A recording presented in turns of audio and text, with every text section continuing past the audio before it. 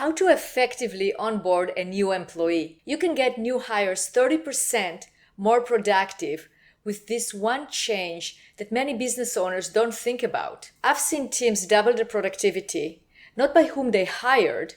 They didn't change anything about that, but they changed how they onboarded the new team members. Here's how to make new team members feel confident and competent from day one. By the end of this video, you will learn how to onboard new employees in a way that drives their productivity, makes them feel confident, and increase their loyalty.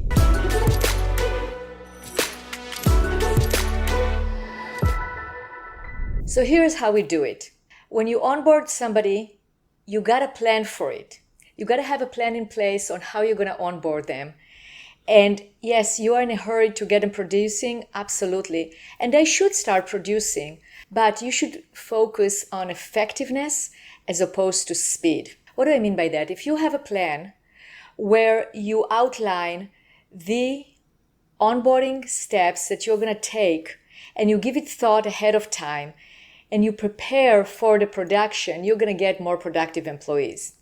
So how do you do that? Think about the next 30, 60, 90 days after you onboard them. Where do you want them to be at each point? And then reverse engineer it. So if at the end of the 90 days, you want your new employee, your new hire to have certain competencies, then how long will it take them to get there? So you plan ahead between now, the time you hire them, until the end of the 90 days, and you break it down into milestones. So every week, what do you want them to know? What do you want them to show you that they can do in order for them to be ready at the end of the 90 days? What I've seen is business owners have a plan in mind that they want their new employee to be ready at the end of 90 days with certain competencies, being able to produce certain things, but they wait until the last moment to get it accomplished. But that's not the way it works. The way it works is that you have to plan ahead of time. So for instance, you are hiring a new sales manager or you're onboarding a new sales manager. At the end of the 90 days, you want that sales manager to be able to manage your sales team.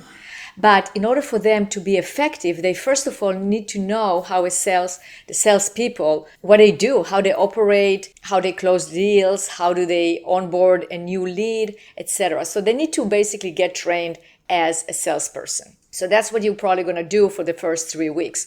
Now, do they have to do all the training for a salesperson? Probably not. But they will need to do the majority of the actions so they will know what is expected of a salesperson. Then you will go into training them of what does it mean to be a manager in your company. So maybe that will take week 4 and week 5. And again, you will break it down into specific actions that you're going to take that will consist of reading, meaning studying, and that's why you have to have well-documented processes and procedures in order to teach them. Executing, so watching videos or doing certain exercises, and also shadowing. So those 3 together combined with the specific actions that you want them to take will allow you to onboard them effectively. So at the end of, let's say, in that example, at the end of week 5, they will shadow you, they will go to the meetings with you, they will see how to do it. In week 6, they will actually be able to start doing some of the things themselves, such as running the meeting while you're observing them, such as assigning targets and quotas to the salespeople and following up with them, maybe coaching some of the salespeople. You have to build it in such a way that it's gradual, that you are adding one step on top of the other step in order to be able to train the new onboarded employee effectively. So by the end of the 90 days, you will accomplish what the core competencies that you want them to have. I'm also a big proponent of identifying what are the success measures at the end of each week. So week 1, where do you want them to be? And then you compare where they are. Week 2, week 3, and so on.